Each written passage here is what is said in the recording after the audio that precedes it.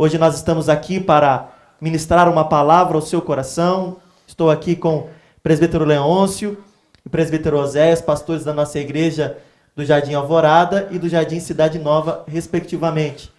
E nós estamos muito alegres por poder compartilhar com você a palavra de Deus e queremos que você medite um pouquinho mais no que a Bíblia tem a dizer. Nós iremos estudar e falar hoje sobre um livro maravilhoso que a nossa Bíblia nos traz, que é o livro de Jonas. Um livro de apenas 4 capítulos, mas que tem uma mensagem valiosa para a minha e para a sua vida. Mas antes de nós iniciarmos, nada melhor do que nós fazermos uma oração. Eu quero muito que você compartilhe conosco a sua necessidade. Você vai ter os comentários para poder expor seu pedido de oração. E nós temos também um número do WhatsApp que vai estar aparecendo na tela para você daqui a pouco. Você também pode mandar por ali os seus pedidos de oração. E nós estaremos com todo temor ao nome do Senhor e com toda a gratidão a Deus, porque nós sabemos que Deus faz, orando por você, pela sua família, por todo quanto necessita.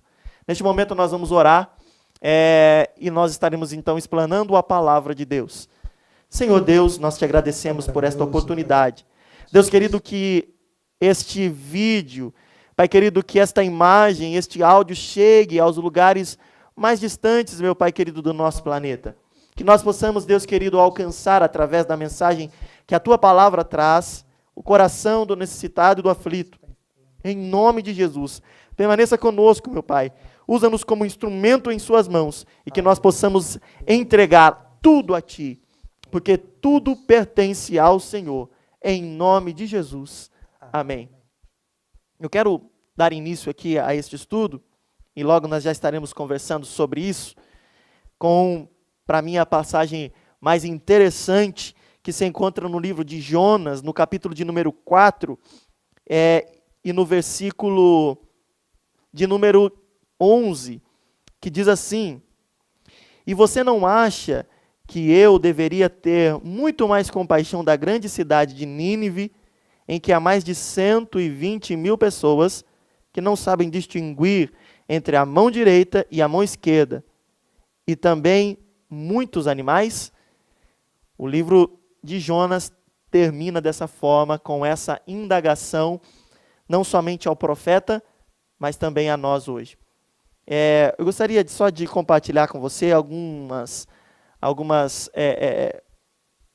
observações sobre o livro de Jonas. O livro de Jonas, ele se encontra no Velho Testamento. Ele está situado no que Agostinho separou como os profetas menores. Menores não pelo grau de importância que eles têm, mas porque são livros mais compactos. De Isaías até Daniel, nós temos livros dos profetas maiores, que têm uma maior quantidade de escritos. Os profetas menores têm um volume muito menor, então por isso são classificados como profetas menores. O livro de Jonas, precisamente, não há uma data para do seu escrito, né?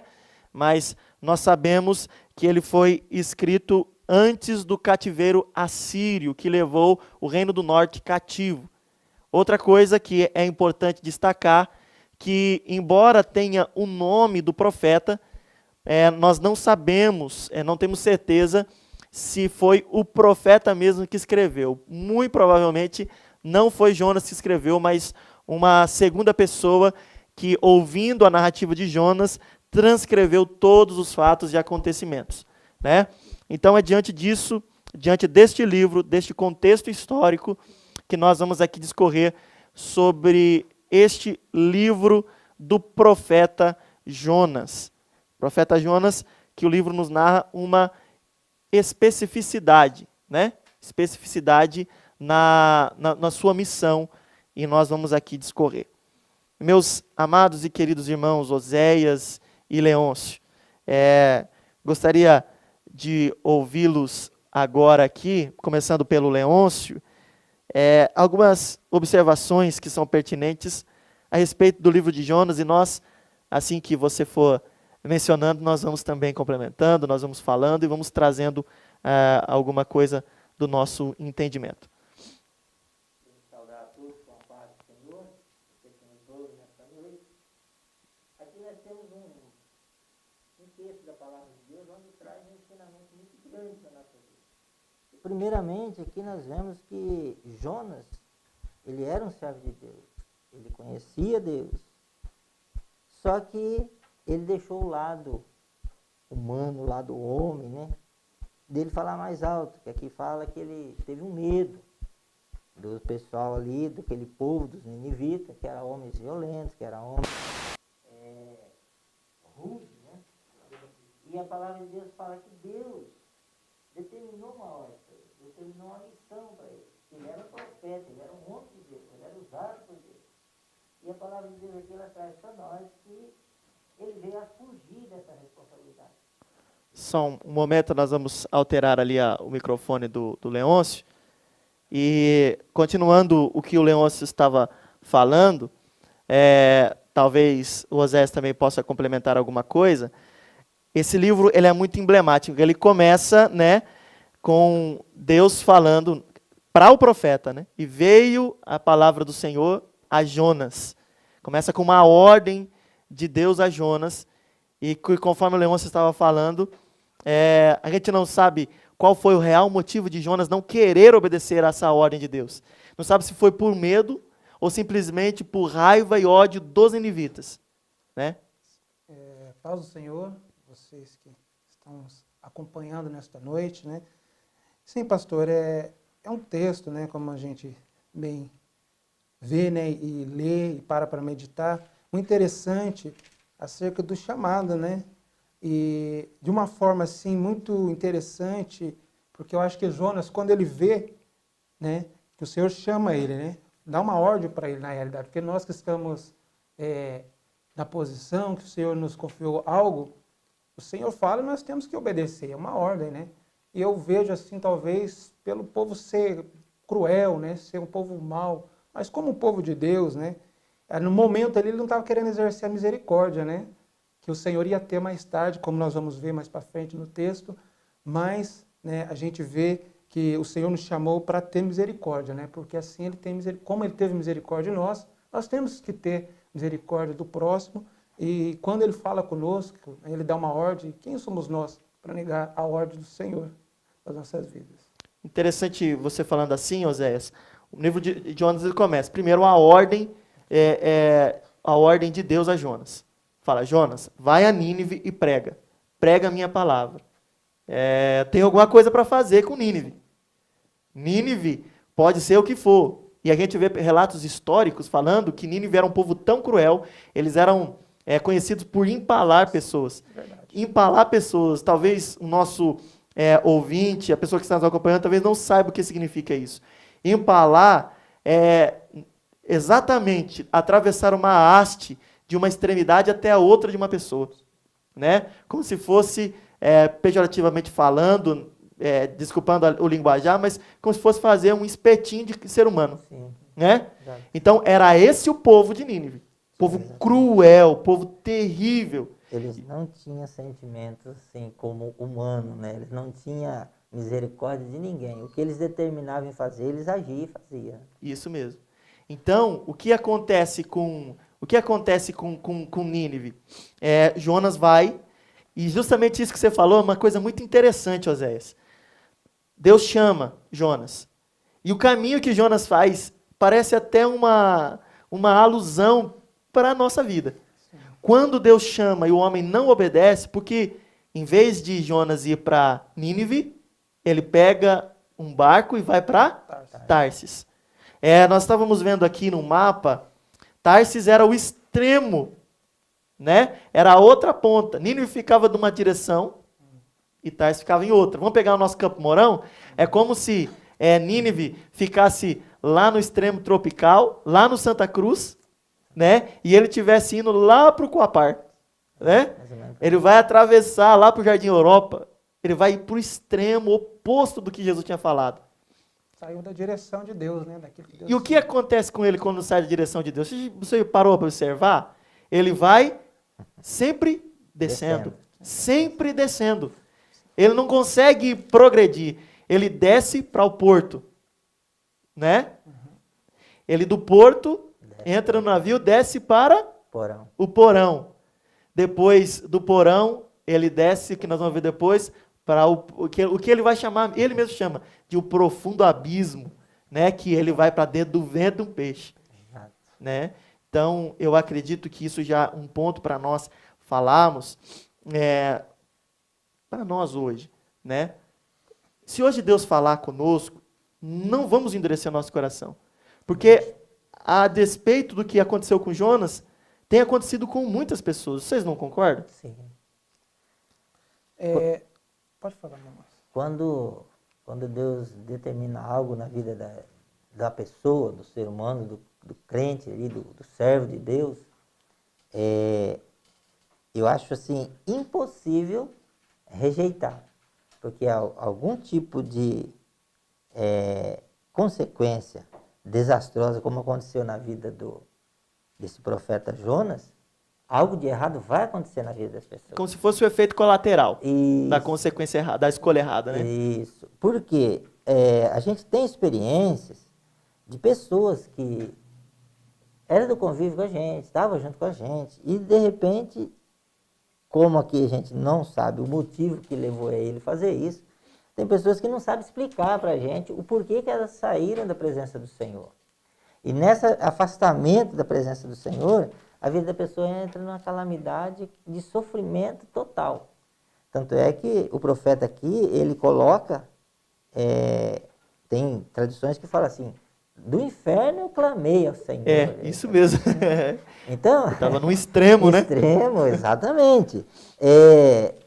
O que ele quer dizer, o inferno? Ele quer dizer assim, estava na pior situação possível para o ser humano. E aí, ele fala, dali eu clamei, o Senhor me ouviu. Então, muitas vezes a pessoa pensa, eu já conversei com várias pessoas, que eles falam assim, para mim não tem mais jeito, me afastei, agora não tem mais jeito, está tudo perdido. Não. Através desse texto, a gente tem uma afirmação de que Deus ouve. Quando você clama de coração, quando você se dispõe a obedecer o mandado, o pedido, a ordem que ele tem para nós, ele estende a mão e traz. Esteja onde estiver, ele estende a mão e traz de volta e coloca em posição novamente. Oséias, eu queria refletir com você uma outra coisa. Jonas, então, entra no barco para ir para o outro extremo. Vai para Tarsis, em vez de ir para Nínive, desobedecendo a Deus. Ele quer fugir da presença de Deus, fugir do chamado. Né? Fugir do chamado que Deus tinha feito para ele. O que acontece quando ele entra no barco? Nós estávamos falando da consequência individual, né, Leôncio? Agora, o que acontece quando ele entra no barco em que outras pessoas que não conhecem o contexto que Jonas está vivendo? O que acontece com eles quando Jonas entra no barco? Lembra que é uma viagem típica, talvez, deles, né? Comerciantes, alguma coisa assim, acostumados a essa rota. Exato. Falou assim, tá, eu estou tranquilo, vamos fazer, vamos embarcar e vamos sair. Jonas entra no barco, fora da direção de Deus, desobedecendo a Deus. O que vai acontecer com as pessoas no barco? Pastor, é interessante que, como a gente já vê no capítulo 1 ali, que veio a palavra, né, a Jonas. Olha só que benção, né, a palavra.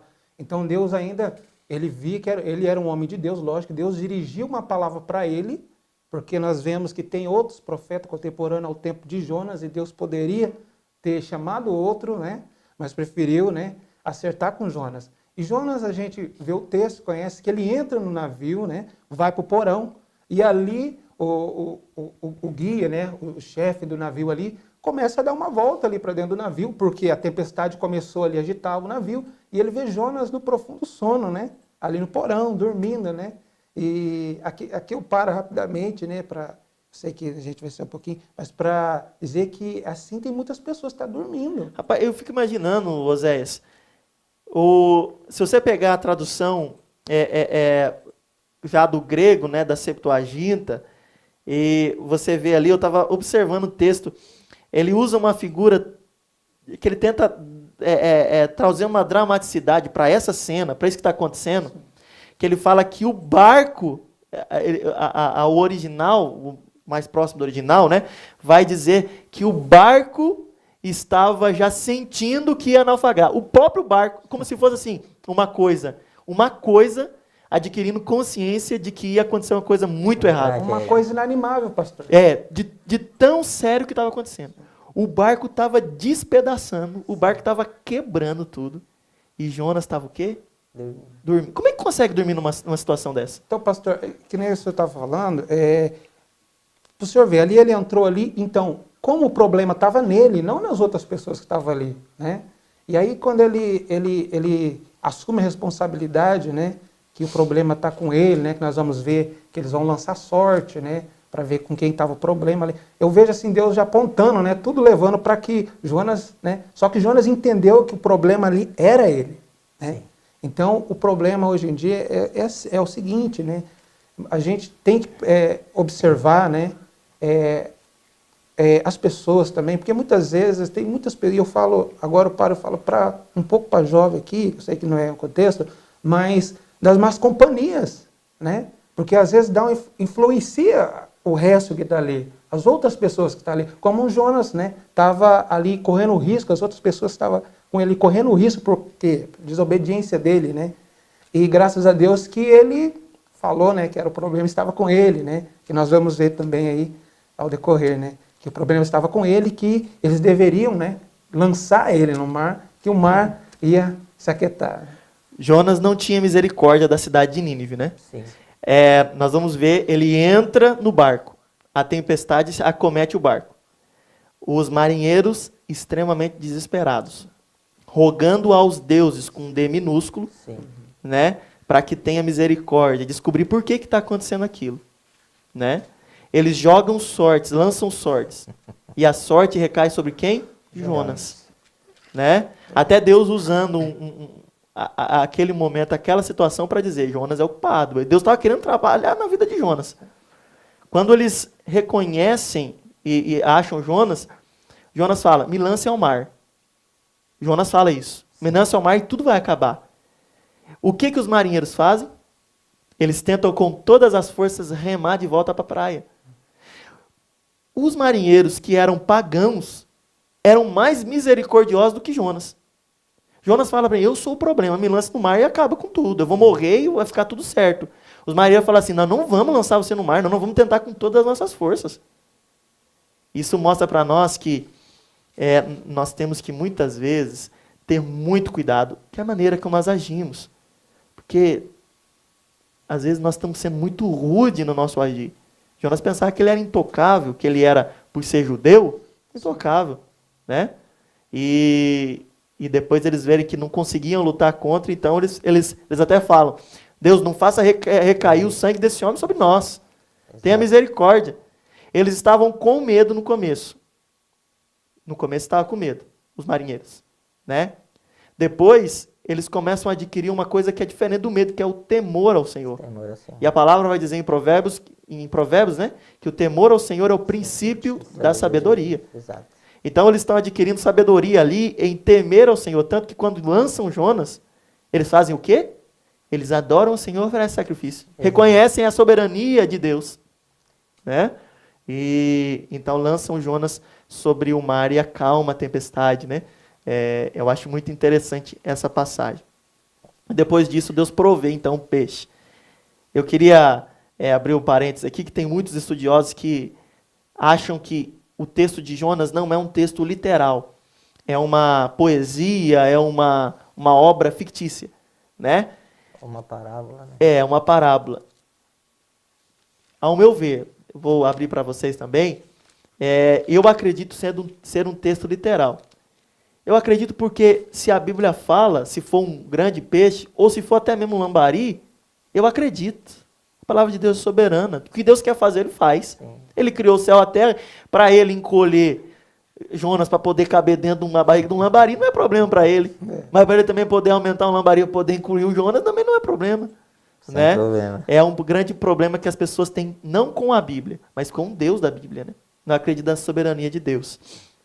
E eu queria agora passar para vocês também, para nós discutirmos um pouquinho, o que vocês veem de toda essa situação. até Jonas se encontrar nesse momento de angústia, onde ele clama ao Senhor, como o presbítero Leôncio mesmo disse, que ele reconhece a falha dele, né? E que você pensa sobre esse momento que Jonas vive, Leôncio? Eu penso assim, a partir do momento ali que falou, quem é você? Qual a sua origem? Né? De onde você é? Ali eu já vejo que ele reconheceu a sua falha e vejo assim, que ele também temeu a Deus. Ele falou, não vai ter alternativa, né? E aí ele pega e se doa, porque a atitude dele ali foi de dizer assim, a mesma coisa se ele falasse para os marinheiros, pode me matar, né? Porque a alternativa em alto mar, mar bravio, humanamente falando, era morte mesmo, era afogar, né? Não tinha outra alternativa. Porque se o próprio navio não estava comportando navegar, imagina uma pessoa. Nadar seria indiscutível. Ali eu já vejo que ele se quebrantou de uma parte, de uma maneira. Por quê? Antes ele não estava se incomodando nem com os demais, né? O dano do navio, o prejuízo, as cargas que foram lançadas, porque a gente vê que eles falam que lançaram as cargas do navio, né? Para tentar aliviar, para ficar mais fácil para navegar. E nem assim não teve nenhum objetivo positivo. Mas eu vejo assim também, o reconhecimento da pessoa quando ela erra também traz benefício. Porque ali teve prejuízo, ali prejudicou. Mas o reconhecimento dele, Deus ali fez com que ele cumprisse a sua missão, o objetivo. E eu vejo assim que o ponto positivo maior foi a quantidade de pessoas depois que foi salvo pela mensagem. Depois que ele reconheceu, depois que ele se humilhou, depois que ele se dispôs, se entregou a Deus. Aqui eu vejo um ponto assim, pastor, para nós, muitas vezes para nós é ruim. A luta é difícil, a dificuldade de levar o evangelho, de pregar, enfim, fazer a obra. Muitas situações é complicadíssimo, né? O senhor tem experiências nesse sentido. Mas o resultado depois é muito maior. A Bíblia vai falar que aquele que semeia chorando, colherá com alegria os seus feixes. Seus feixes, exatamente. E outro sim que eu vejo aqui, essa indignação dele de não querer ir, isso para nós também é um peso muito grande diante de Deus. Por quê? A pessoa que está do lado, não importa se ele é um drogado, se ele é alcoólatra, seja o que for, nós temos que ter prazer em transmitir a palavra para ela. Nós temos que ter essa chama, essa vontade dentro de nós de falar do amor de Cristo. Porque aquele povo estava todo condenado pela palavra, não é? Diante de Deus. E a solução o que era? O Jonas chega lá, igual o senhor comentou lá, quando a gente estava conversando, meia dúzia de palavras, fez uma revolução histórica, né? Verdade. E muitas vezes nós não falamos. Muitas vezes nós não falamos. Muitas vezes a gente pensa, é um drogado. Ah, não, ele está drogado, ele está bêbado. Ah, esse aí não tem jeito. Não tem jeito, não tem saída. Né? Não tem já saída. Tentei de todas as formas. Isso. Ou até mesmo outras pessoas já tentaram. Exato. Até eu comentava, a gente estava sentado lá aguardando, eu comentava com o presbítero Oséias, de uma pessoa que, quando eu cheguei em Campo Mourão, eu tive já conhecimento com ele, e era uma pessoa na vida errada mesmo. E eu comentando, às vezes conversando com outras pessoas, falava assim, não tem jeito, está perdido, isso, aquilo. Aquilo não adianta falar desse jeito. E para alegria e glória do nome do Senhor, semana passada, ele testemunhou para mim com toda alegria. Está liberto de todos os vícios. Ele falou assim, estou com uma vida nova. Amém. Ele falou assim, faço parte do louvor. Glória a Deus. Entendeu? E é uma pessoa que era alcoólatra, drogado e prostituta. Eu falo isso porque eu conheci pessoalmente, né? Sim. E ele agora está transformado. E tanto é que eu vi a foto dele no status e ainda pensei, falei, nossa, mas ele está diferente, né? Só que daí até então eu não sabia. Aí depois que eu fiquei sabendo, falei, tá aí a explicação, né? Da renovação. Coração alegre é formoso o rosto, né? Jesus traz alegria, né? Exatamente. E, Oséias, a despeito do que Jonas, do chamado de Jonas, como o Leôncio falou, se acredita que hoje ainda existem pessoas que Deus está falando e estão se recusando a fazer o que Deus manda? Pastor, sim, né? Isso é fato, né? A gente vê isso aí todos os dias, né? Pessoas que o Espírito Santo está batendo na porta ali do coração, né? Chamando a pessoa. Muitos não dão crédito, né? Para a palavra do Senhor. Está escutando e aí já está cauterizado o coração, né? Já não deixa fluir a palavra. Tá no sono profundo, né? Sim. Mesmo na turbulência. Tá no porão, né? Tá no porão ali dormindo, um sono profundo, né? E não percebe, né? Que Deus ali tá tocando, tá dando chance de vida. Porque a gente vê muitas pessoas aí que Deus tá de pé, tá vivo ainda pela misericórdia do Senhor, né? Por orações de intercessão de familiar, clamando, chorando aos pés do Senhor, né? Então nós vemos isso aí e é muito preocupante, porque a gente, como igreja, muitas vezes a gente vai conversar, né? Mas cabe a pessoa ela dar crédito para Deus. Porque a gente não pode fazer o papel do Espírito Santo, pastor, né? E é muito triste a gente ver nos dias que a gente estamos vivendo aí, pessoas não dando mais crédito para o Espírito Santo, não ouvindo mais a voz de Deus, né? Preferindo as coisas do mundo ao invés de trilhar ali no caminho do Senhor, porque nós sabemos que esta vida que a gente passa, que a gente vive aqui, ela é passageira, né? Então, não é difícil, muitas vezes vai ter luta, sim, mas é melhor, né? É melhor você ali passar alguma coisa com o Senhor de Jesus, né?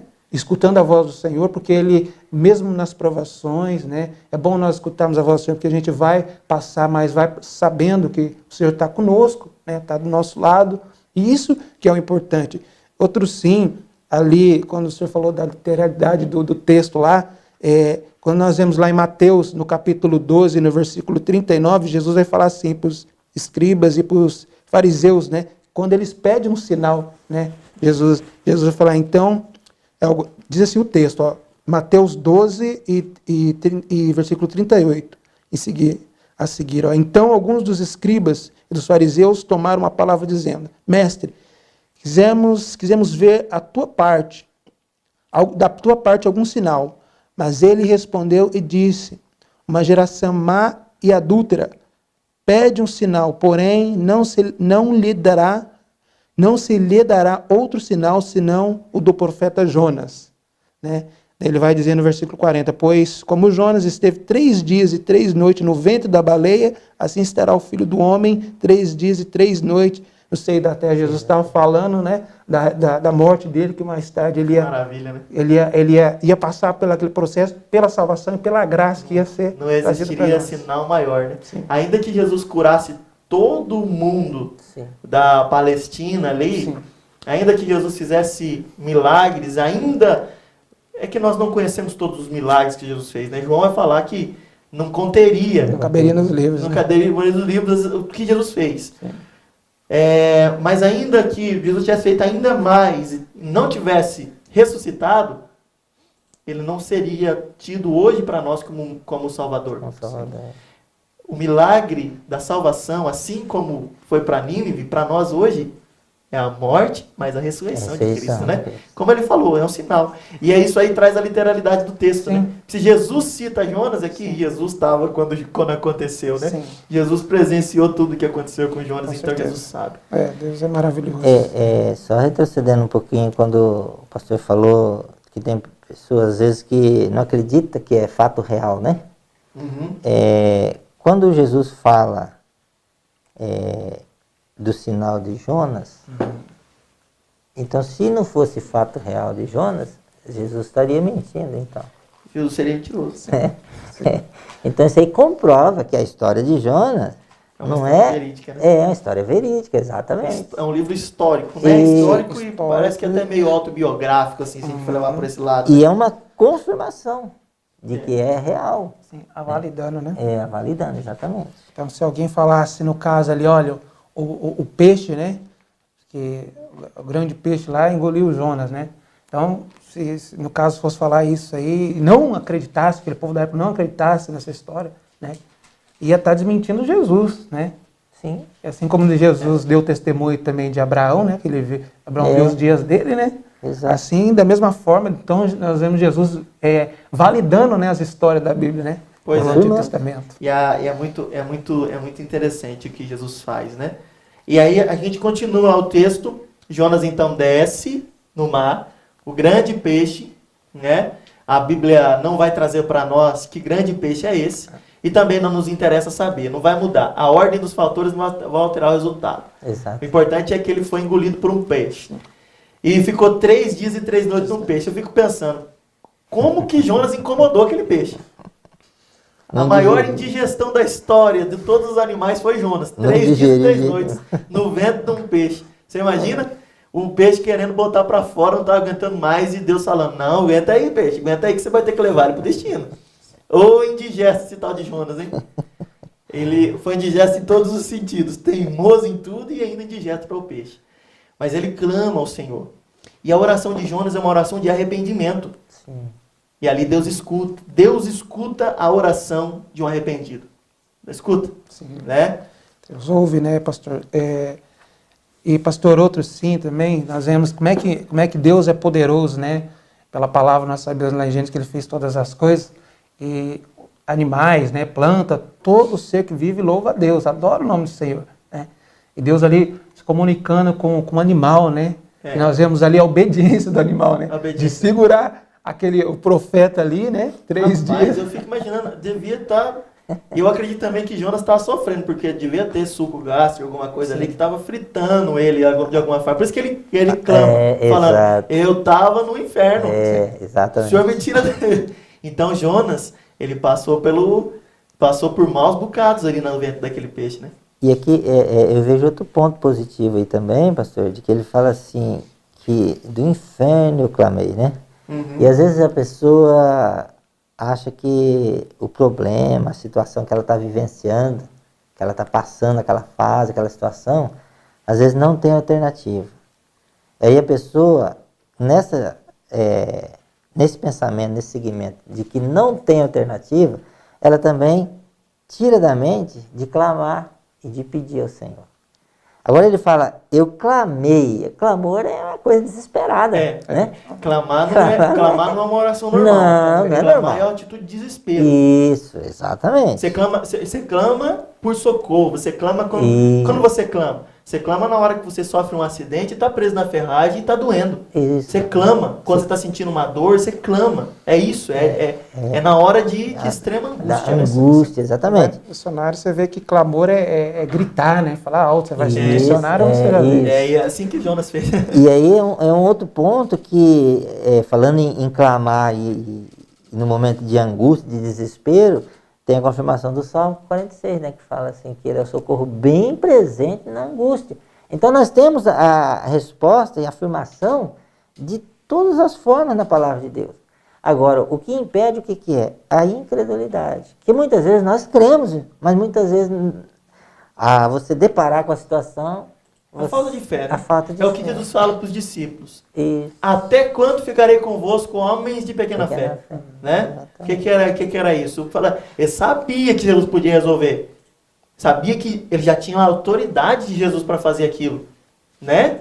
E eles falavam, e eles não criam que podia. Olhava para a situação. Olhava para a situação, não olhava para o mestre, pro dono da situação, aquele que pode resolver todo o problema. Todas as coisas. Né? Pastor, e muitas vezes a pessoa está passando algum problema na casa e esquece de clamar ao Senhor. Ó, no capítulo 2 ainda de Jonas, versículo 7, ó, quando desfalecia em minha alma, eu lembrei do Senhor. Só esse primeiro ponto, lembrei do Senhor. Né? A gente vê, se puxar no evangelho lá, o filho pródigo, né? Quando ele caiu em si. Né? Então, muitas pessoas, né, têm que cair em si, ou seja... Nós temos que lembrar do Senhor, né? Não somente na hora do desespero, né?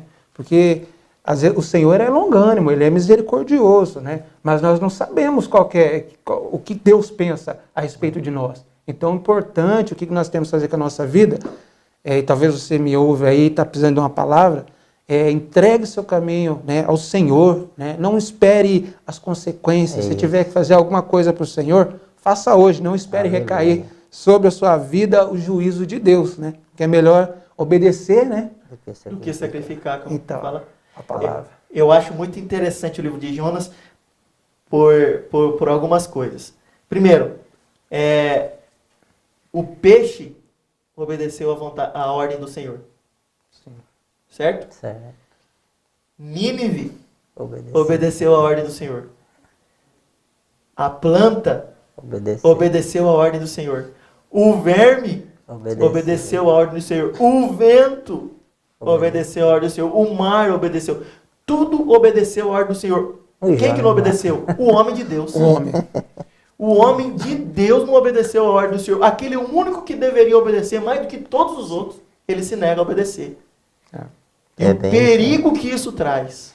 Voltando àquela situação, Jonas desobedeceu e um desobediente, eu quero dizer para você que está nos ouvindo, um desobediente ele não traz consequência só para a sua vida, mas traz consequência para todos que estão ao seu redor. Toda a família. Toda a família. Um pai que desobedece à ordem do Senhor traz consequência para a família, para a esposa, para os filhos. Né? Um pastor que desobedece à ordem do Senhor traz consequência para a igreja. Rebanho todo. Né? E assim por diante, a gente vai vendo isso acontecendo. E acontece muito, né? Mas o único que não obedeceu foi o homem de Deus. Aí a gente fica falando como é difícil, né? Quando a pessoa não obedece à ordem do Senhor. Vamos chegar em Nínive, então. No capítulo 3, Jonas chega a Nínive. Chegando em Nínive, ele vai pregar justamente, né, a palavra que nós dissemos ali. 3 e 4 vai dizer, Jonas começou a percorrer a cidade caminho de um dia e pregava dizendo, ainda 40 dias e Nínive será destruída, em outras traduções, subvertida.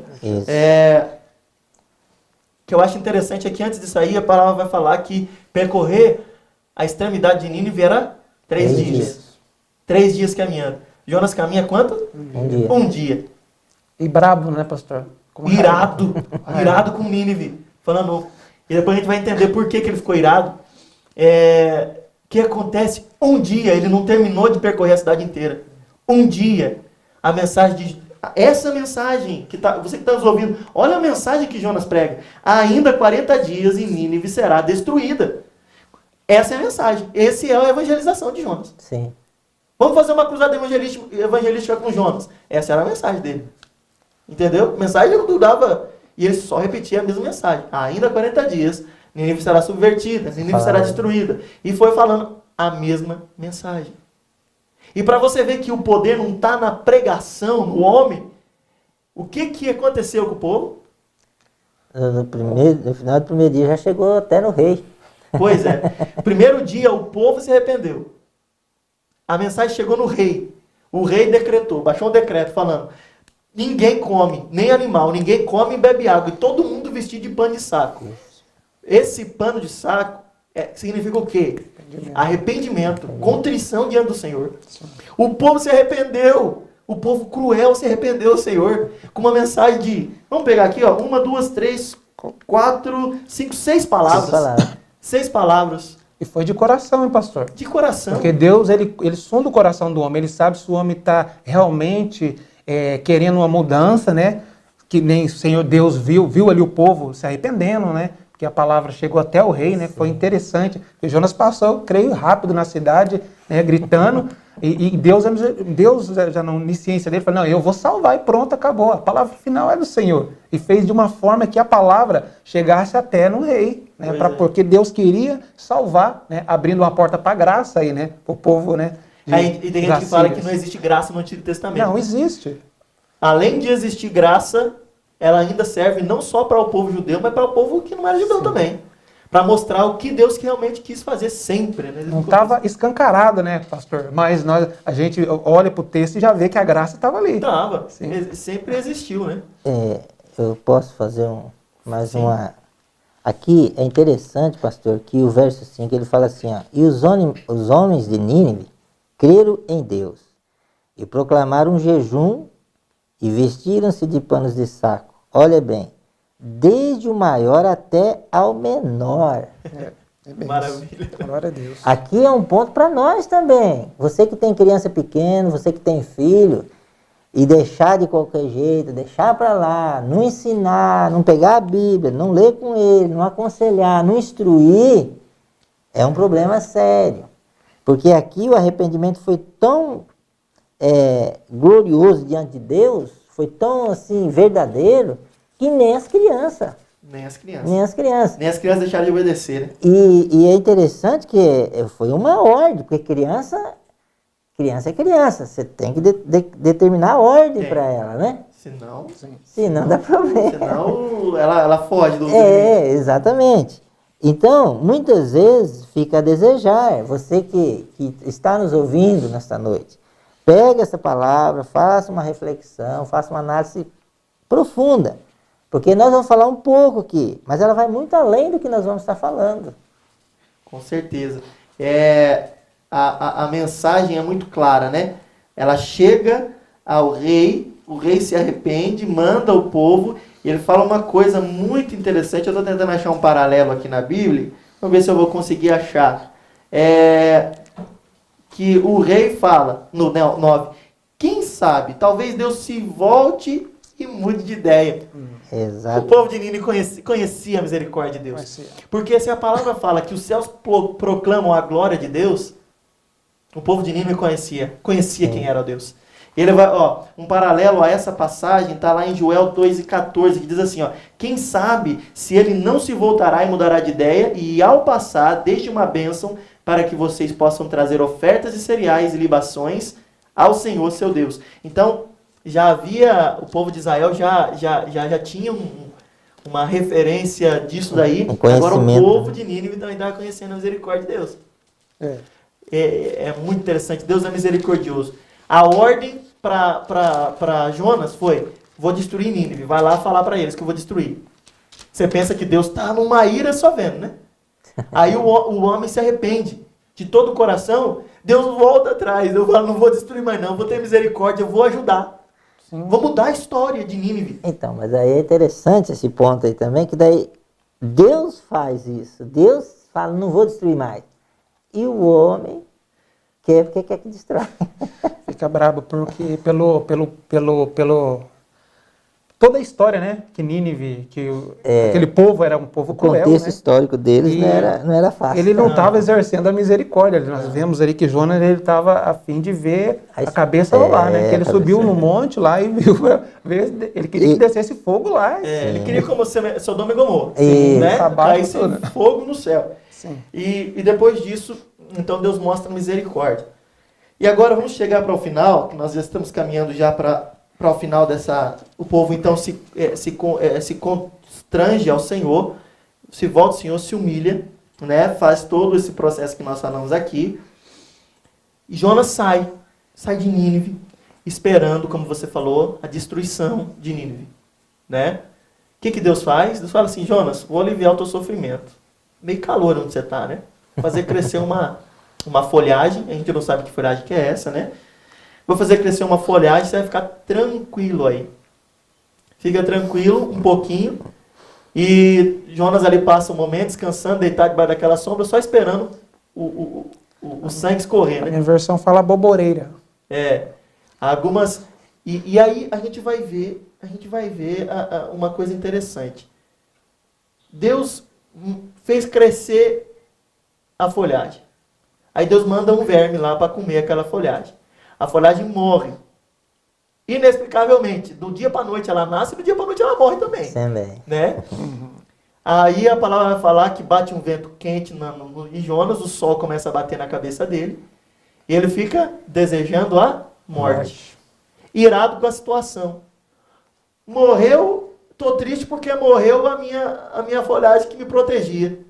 Agora tô triste que a folhagem morreu, mas eu não tô triste. Tô torcendo para que o povo de Nínive seja destruído. Mais de 120 mil pessoas sejam destruídas, além dos animais. Sejam destruídos. E Deus fala, Jonas, o que é mais importante? Essa folhagem ou o povo de Nínive? 120 mil pessoas. O maior avivamento da história da humanidade foi em Nínive. Nunca aconteceu igual. Sim. 120 mil pessoas aceitaram Jesus, creram no Deus de Israel, num único dia. Eles creram com uma mensagem de 6 palavras. Muito impactante o que o Espírito Santo fez ali. E daí? Jonas ficou bravo que Deus salvou o povo. E ele vai falar uma coisa. Senhor, vamos ver se eu consigo achar aqui aonde fala. Ele vai falar o versículo 2 do capítulo 4.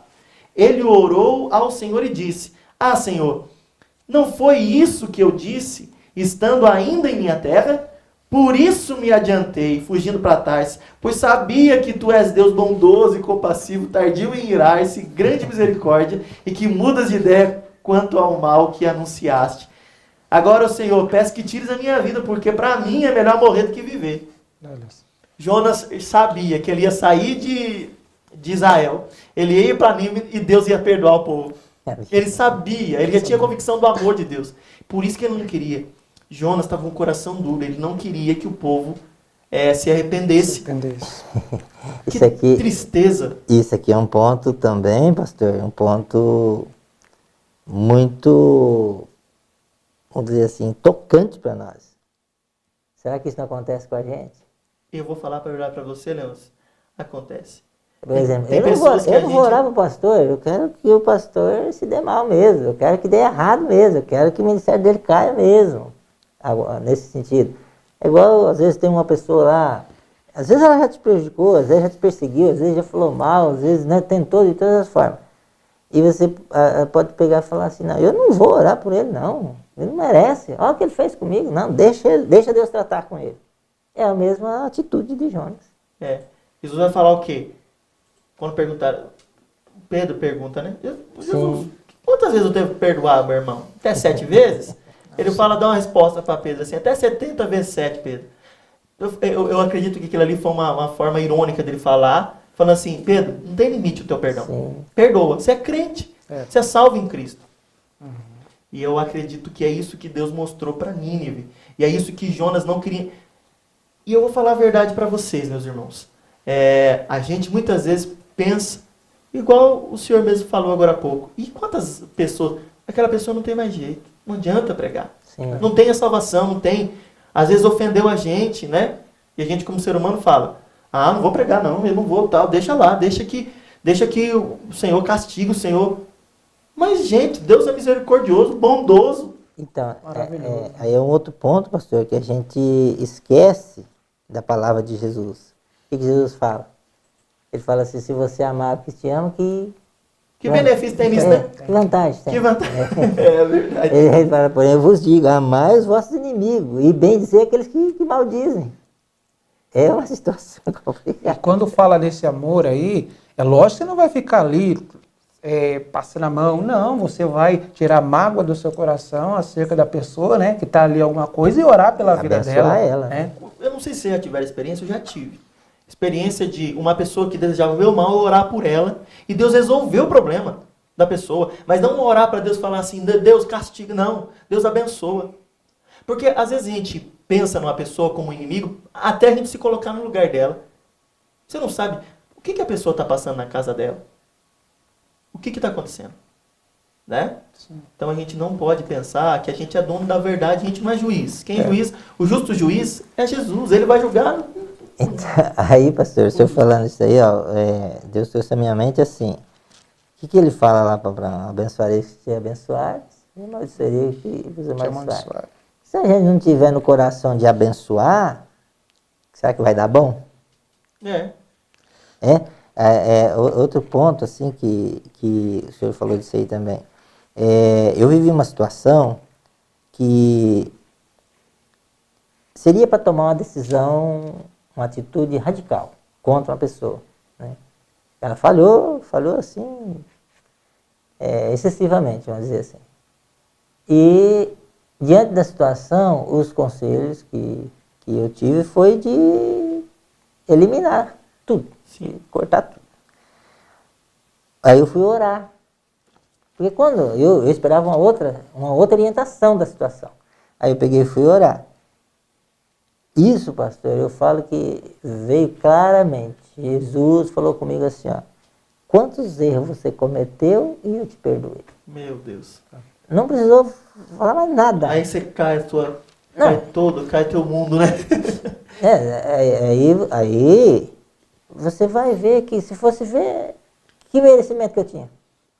E as misericórdias do Senhor são as causas que nós sermos consumidos, né? No Exato. caso dele que nós somos consumidos. E aí a atitude da pessoa foi uma atitude impensada, foi impulso.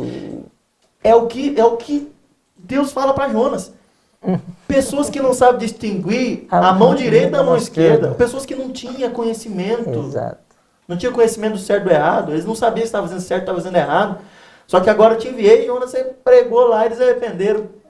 Graças a Deus, Uma Jonas nação devia pagã. exultar de alegria. Uma nação pagã, né, pastor? É, Uma ué. nação pagã. Já devia dar glória a Deus, passar a noite dando glória a Deus. Pois é, e acaba que ele deseja a destruição dos ninivitas. Olha o que diz o verso 3 aqui, o capítulo 3, verso 10. Ó, e Deus viu as obras deles, como se converteram do seu mau caminho, e Deus se arrependeu do mal que tinha dito que ele faria e não fez. Olha, pastor, eu vejo esse primeiro ponto aqui, ó. Deus viu as obras deles. Deus viu as obras boas, né? A conversão deles, né? Que eles tinham mudado de rota. A rota que eles estavam fazendo era má. Olha, o que a gente vê aqui? Nós vemos que pelas obras deles, nós sabemos que não é pelas obras que nós vamos ser salvos, né? Para ninguém se gloriar, como o apóstolo Paulo diz, né? Então, o que nós fazemos de bem aqui, de bom, né?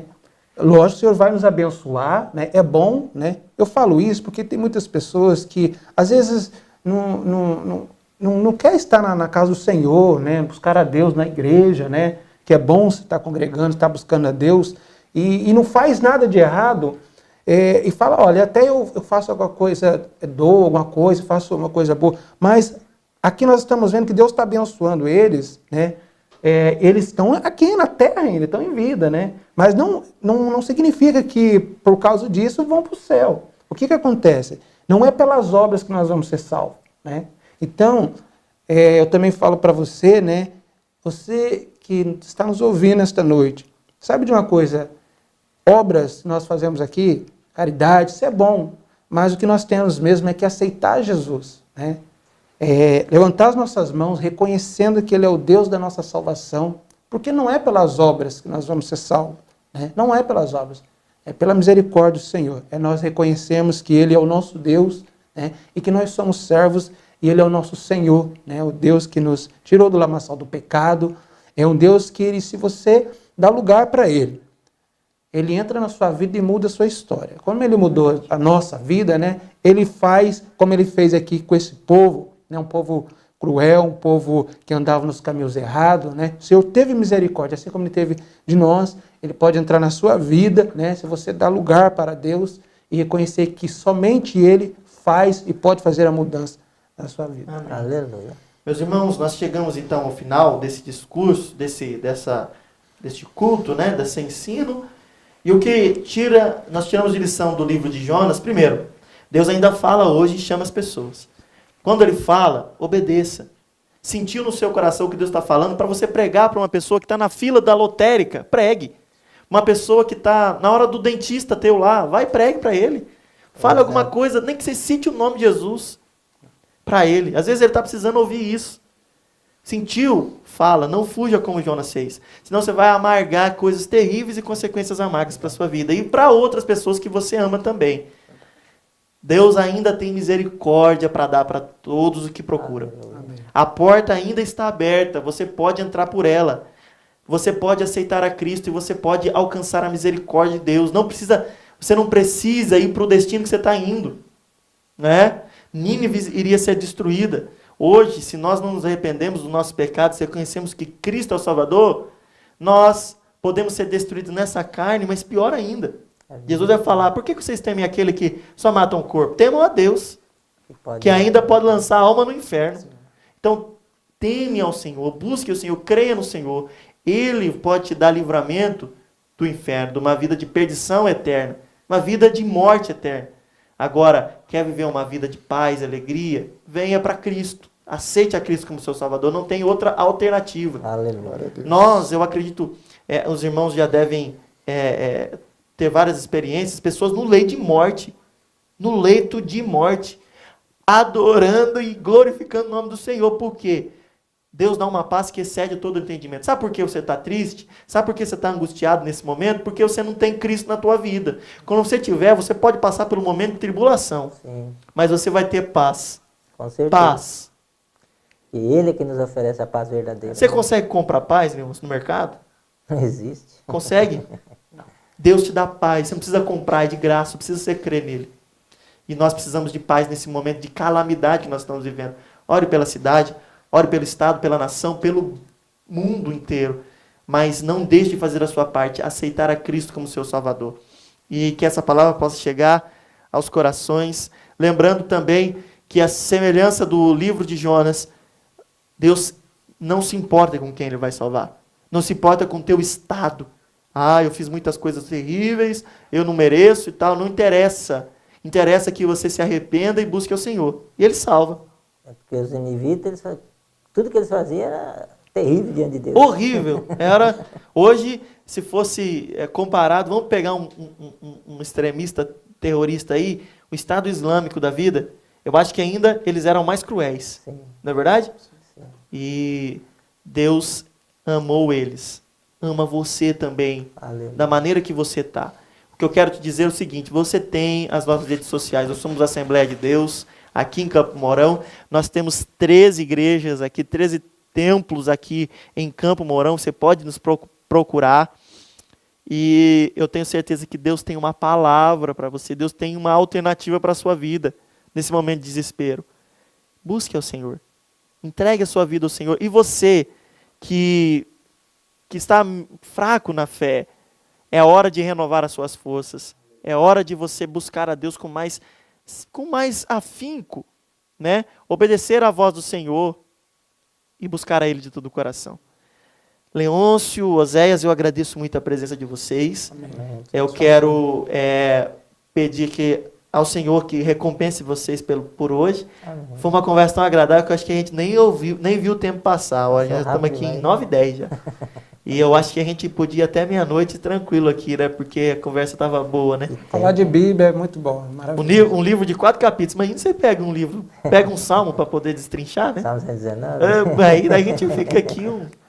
Mas graças a Deus, a comunhão também faz nos alegrar e o tempo passa muito, muito rápido. Eu agradeço você por estar aqui nos ouvindo.